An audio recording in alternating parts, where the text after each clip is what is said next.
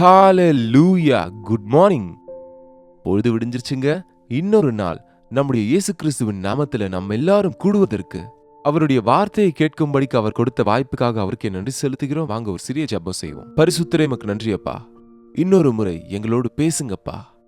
நாள் முழுவதற்கும் எங்களுக்கு தேவையான ஞானத்தை, தக்க சமயத்துக்கேற்ற உதவிகளை எங்களுக்கு கொடுக்கும்படிக்கு கிறிஸ்துவின் நாமத்திலே ஜெபிக்கிறோம் பிதாவே, ஆமென். நாளை தொடங்கும் போதே எப்படி இருக்குங்க? ரொம்ப சந்தோஷமா உற்சாகமா இருக்கா? அல்லது என்னாகுமோ எப்படி என்று இருக்கா? ஒரு பதட்டம் காணப்படுதா? இன்றைக்கு என்ன நடக்குமோ?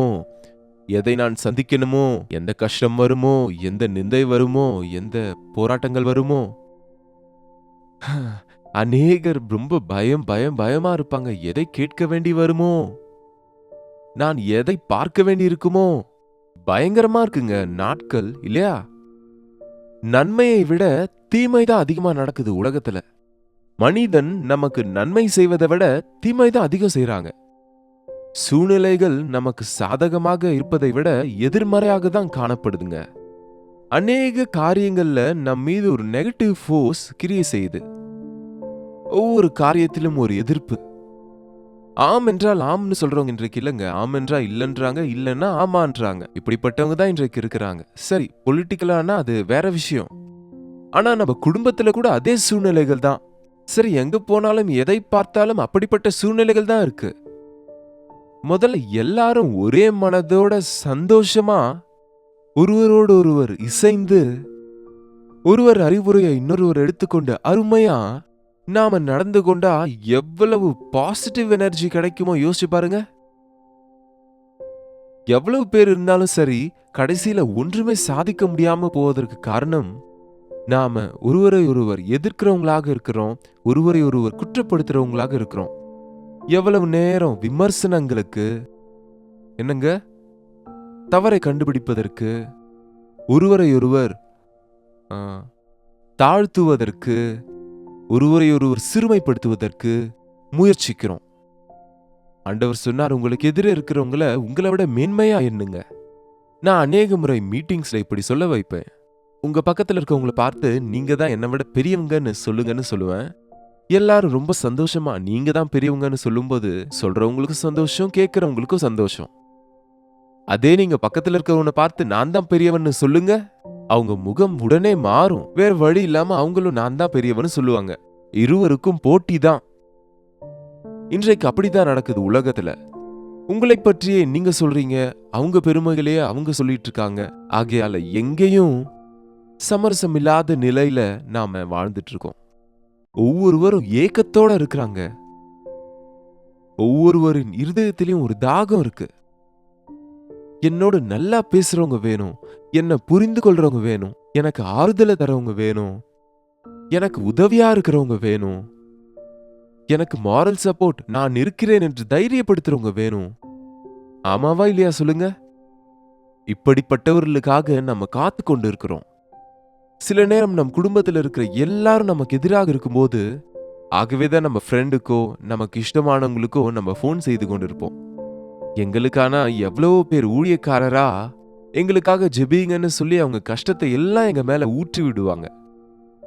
நாங்க அநேக முறை அவங்களுக்காக ஜெபிக்கிற விஷயத்த பக்கத்துல வைங்க, அவங்க கஷ்டங்களை எல்லாம் நம்ம பொறுமையாக கேட்க முடிந்தாலே அதுவே அவங்களுக்கு ஒரு பெரிய ஆறுதலை உண்டாக்கும். இது உண்மை. நாம எல்லார் கஷ்டத்தையும் தீர்க்க முடியாது. ஆனா அவங்க கஷ்டங்களை அவங்க பகிரும்போது திரும்ப நாம அவங்கள தடை செய்யாம, சிரமப்படுத்தாம, வெட்கப்படுத்தாம அவர்களுக்கு நாம அனுதாபத்தை காண்பிச்சா, அதை கேட்டுக்கொண்டா அவங்க இருதயத்தில் இருக்கிறதெல்லாம் இறக்கி வைக்கும்போது அதுவே பாதி ஆறுதலா இருக்குங்க. அன்போடு பேசுங்க. உங்களுடைய வசனம் உப்பினால் சாரமானதாயும் கிருபை பொருந்தினதா இருக்கணும்னு ஆண்டவர் சொல்றாரு. நீதிமொழிகள் வாசிச்சா இப்படிப்பட்ட குறிப்புகள் நமக்கு நிறைய கிடைக்குங்க.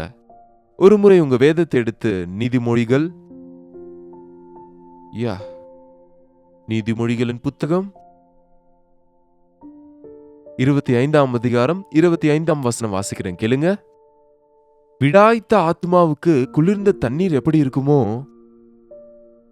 நல்லா தாகமா இருக்கிறவங்களுக்கு, சொட்டு தண்ணி கூட கிடைக்காதவங்களுக்கு யாராவது ஒரு கிளாஸ் குளிர்ந்த தண்ணி கொடுத்தா, அப்படின்னா ஃப்ரிட்ஜ் தண்ணி இல்ல, தொண்டையை கட்டுவது போல.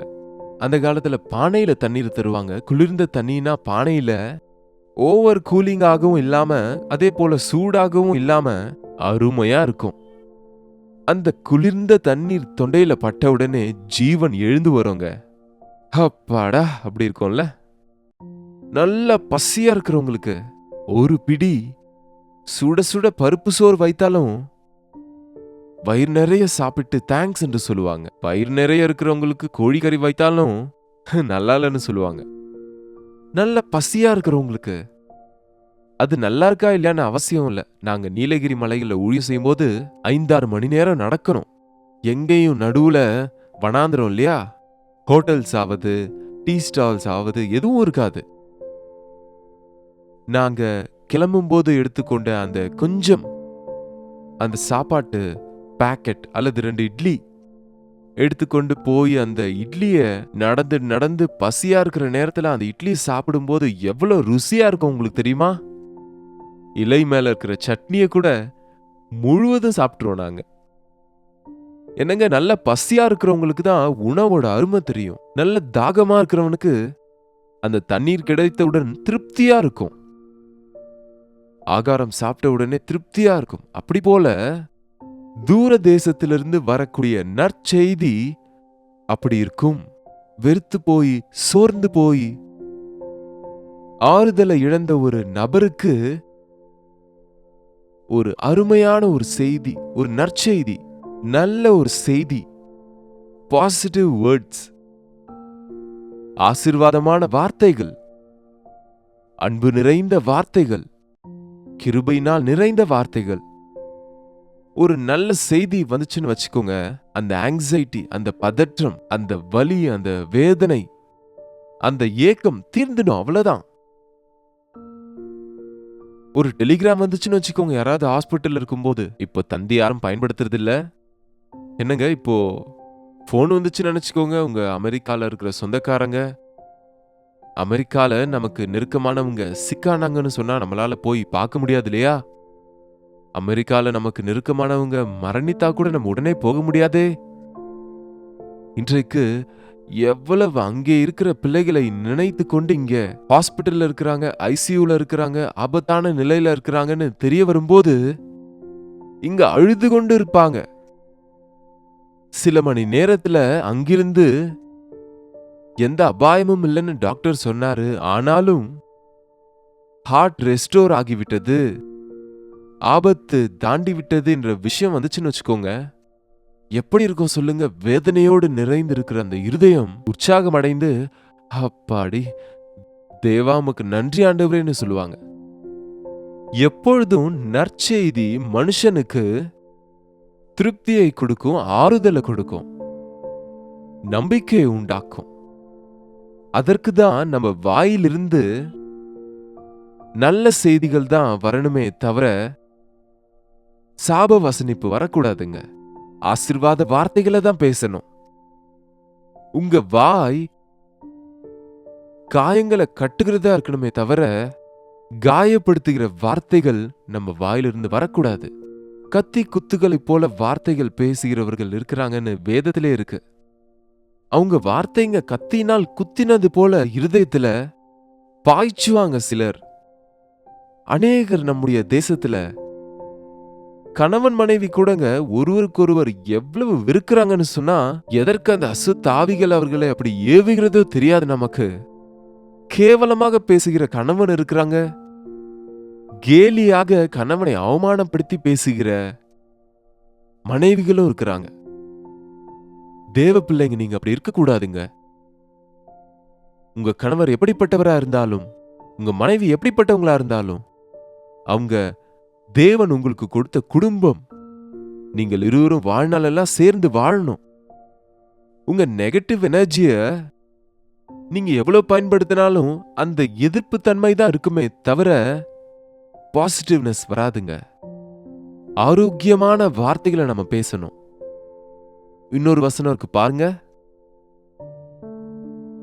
நீதிமொழிகள் 15:30 கண்களின் ஒளி இருதயத்தை பூரிப்பாக்கும். வெளிச்சம் வரும்போது நமக்கு தெரியாமலேயே மீட்டிங்ஸ் நடக்கும்போது கரண்ட் போயிடுச்சுன்னு வச்சுக்கோங்க, எல்லாரும் ஐயோன்னு டிஸ்கரேஜ் ஆயிடுவோம். கொஞ்ச நேரத்துல லைட்ஸ் எல்லாம் வந்த பிறகு யாரும் சொல்ல தேவையில்லாம கை தட்டுறவங்க, ஹல்லேலூயா என்று சொல்லுகிறவங்க, அதை பார்த்து சந்தோஷப்படுறவங்க எத்தனையோ பேர் இருப்பாங்க. ஏன்னா வெளிச்சம் நம் கண்களுக்கு எல்லாவற்றையும் பார்ப்பதற்கும் ஆனந்தமா இருப்பதற்கும் உதவி செய்கிறது. அதுபோல நற்செய்தி எலும்புகளை புஷ்டியாக்கும். அப்படியே ஒரு நல்ல செய்தி. என்ன செய்தி? Good news. நம்முடைய எலும்புகளை புஷ்டியாக்கும்.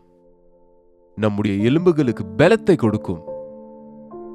நம்ம ஸ்ட்ரக்சர்ல நம் எலும்புகள் நமக்கு ஒரு ஷேப் கொடுக்குதுங்க, ரூபத்தை கொடுக்குது. மிகவும் முக்கியமான அவயவங்கள்ல எலும்புகளும் ரொம்ப முக்கியம். நம்ம அதை கண்டுக்கிறது இல்ல. அநேகர் இன்றைக்கு விட்டமின் டி குறைபாட்டால எலும்புகள் சம்பந்தப்பட்ட நோய்களுக்கு அநேக விதமான பலவீனங்களால பாதிக்கப்படுறாங்க.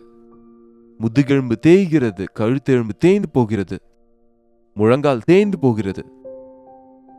எலும்புகள் புஷ்டியா இருக்குன்னு வைங்க, நீங்க ஆரோக்கியமா இருப்பீங்க. எலும்புல இருக்கிற ஊன் புஷ்டியா இருக்குன்னு வைங்க, நீங்க நல்லா ஆக்டிவாக இருக்க முடியுங்க. எலும்புகளுக்கு பலத்தை கொடுப்பது நல்ல செய்தி. ஒரு நல்ல ஒரு செய்தி, குட் நியூஸ். ஒரு கெட்ட ஒரு செய்தி, ஒரு தீமையை பிரபலப்படுத்த இருக்கிற ஆர்வம் நல்ல செய்தியை பரப்ப இல்லைங்க மனுஷங்களுக்கு. கெட்ட விஷயங்களை மட்டும் வதந்தியாக பரவ விட்டு ஒரு நெருப்பை கொளுத்தினது போல வைரல் ஆகி விடுகிறது இன்றைக்கு. அதுதானே வைரல் ஆகிறது இன்டர்நெட்ல அல்லது சோசியல் மீடியால என்றால் என்ன? அது ஒரு பேட் நியூஸ், ஒரு கிரிட்டிசிசம், ஒரு வதந்தி வைரல் ஆகி விடுகிறது. ஒரு நல்ல விஷயம் ஆகாதே. எத்தனை நல்ல விஷயங்கள் உலகத்துல இருக்கு. எப்ப பார்த்தாலும் இந்த மனுஷங்க கூட அவங்க என்ன தேடுறாங்க இந்த சர்ச்சிங்ல, இந்த இந்த என்ன சொல்லுவாங்க, கிரிட்டிசிசம் தேடுகிற, விமர்சிக்கிற போஸ்ட்ல தான் அநேகர் பார்க்கிறாங்க. ட்ரோலிங்கா, இன்றைக்கு ட்ரோலிங்னு ஆரம்பிக்கிறாங்க அநேகர். எதிரில் இருக்கிறவங்களை கேலி செய்வதை ஆனந்தப்பட்டு கொண்டு அதையும் இதையும் சேர்த்து கந்தரகோலமா பண்ணுகிற வார்த்தைகள் சொல்லுகிறவங்களுக்கு ஒரு நல்ல பொழுதுபோக்கா இருக்கும், பார்க்கிறவங்களுக்கு அது சிரிப்பா இருக்கும். ஆனா அந்த நபருக்கு எப்படி இருக்கும்னு யோசிச்சு பாருங்க. அப்படி ஆலோசிக்கணும்னா, உங்க மேல யாராவது ட்ரோல் பண்ணாங்கன்னு வைங்க, உங்களை அப்படி பேசி நீங்க அவங்க இடத்துல இருக்கிறீங்கன்னு வைங்க, ஒரு முறை யோசித்து பாருங்க, உங்களுக்கு எப்படி இருக்கும், உங்க முகம் எப்படி இருக்கும்? நிச்சயமா சிரித்து கொண்டிருக்கிற நீங்களே சடனா அங்க நீங்க தெரிஞ்சீங்கன்னா முகம் மாறிவிடும். கெட்ட விஷயங்களை விவரிப்பதற்கு இஷ்டப்படாதீங்க. ஏசாண்டவர் நீதியை நேசித்து அநீதியை வெறுப்பாருங்க. நீதியை நேசிச்சா பத்தாது, அநீதியை வெறுக்க வேண்டும். கெட்டவைகளை நம்ம கேட்க கூடாதுங்க. கெட்டவைகளுக்கு நாம என்டர்டெயின் பண்ணக்கூடாது. ஒரு மனுஷனுடைய வாழ்க்கையை தவறாக சொல்லும்போது ஏன் நாம அதை கேட்கணும்? கெட்டதை சொல்லும்போது நாம ஏன் காதுகளை மூடக்கூடாது? எனக்கு தேவையில்லையே அவங்க விஷயம் என்று சொன்னா அது உங்களுக்கு எவ்வளவு நல்லது. ஏன்னா கெட்டது கேட்கும்போது உங்க வாயிலிருந்து உங்களுக்கு தெரியாமே கெட்டது வரும். அவங்க சொன்னதுக்கு நீங்க ஒரு வார்த்தையை சேர்த்து சொல்லுவீங்க, நீங்களும் பாவி ஆவீங்க. நல்ல செய்தி, ஒரு உபயோகமான ஒரு செய்தி, ஒரு சந்தோஷமான நற்செய்தி, அது எலும்புகளை புஷ்டியாக்கும். குணசாலியான ஸ்திரீ தன் கணவனுக்கு கிரீடம், அவமானத்தை உண்டு பண்ணுகிறவளோ எலும்புருக்கியாக இருக்கிறாள். பா, ஒரு ஸ்திரீ குணசாலியாக இருந்தால் தன் கணவன் ராஜாவாக இருப்பாராம். கிரீடம், கனம் பொருந்தினவனா இருப்பான், தைரியமாக இருப்பார்.